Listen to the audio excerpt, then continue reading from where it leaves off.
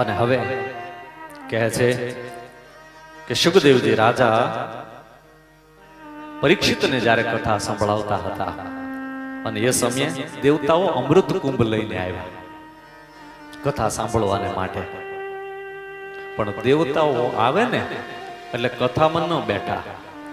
કથા લયથી એકદમ સુંદર રીતે ચાલતી હતી.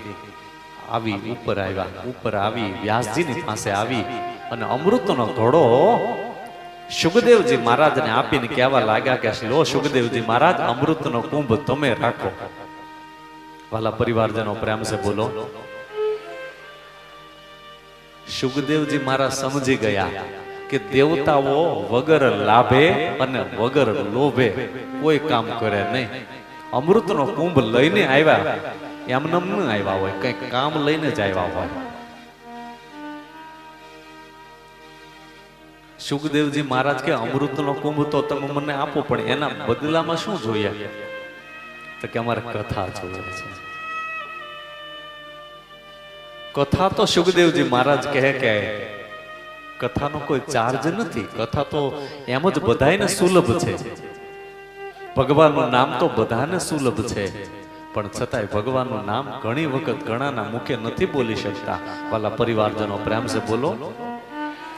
નહીં તો આપણે સૌ જાણીએ છીએ ભગવાનનું નામ બોલવામાં કઈ ખર્ચ ખરો? રામ રામ, સીતારામ, જય શ્રી કૃષ્ણ, જય શ્રી ગોપાલ, જય મહાદેવ, કોઈ પણ નામ બોલો, કઈ ખર્ચ છે એમાં? પણ છતાંય ઘણા નથી બોલી શકતા. આપણે પ્રેમથી હસીને એમ કહો ને જય શ્રી કૃષ્ણ, ત્યાં ખાલી મું કામ કરે, નહીં બોલાય. કારણ કે સંતો એમ કહે છે એના પાપ એને આડા આવે.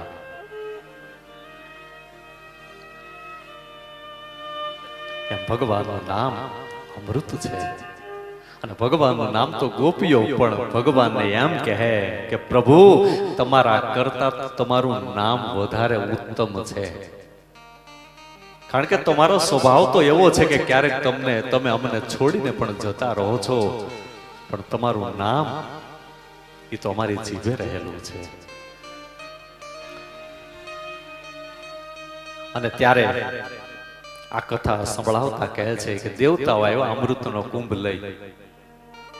સુખદેવજી મહારાજ પરીક્ષિત રાજાને કહે છે, હવે વાલા પરિવારજનો, પરીક્ષિત રાજા એટલે કોણ? કે જેની પાસે 7 દિવસ હતા.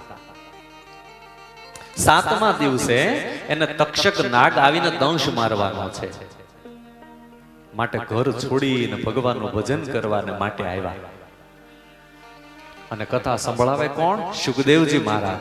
સુખદેવજી મહારાજ એટલે કોણ? ભાગવતજી બતાવે કે ગાય દોવાય ને, ગાયનું દોહન થાય એટલો સમય પણ જે એક જગ્યાએ સ્થિર ન બેસે, એવા સુખદેવજી મહારાજ કથા સંભળાવે ને માટે બેઠા.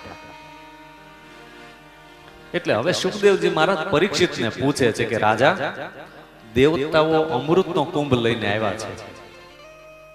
હવે તું નિર્ણય કર કે તારે ભાગવત રૂપી કથા રૂપી અમૃત સાંભળવું છે કે દેવતાઓ જે અમૃત લઈને આવ્યા એનું તારે પાન કરવું?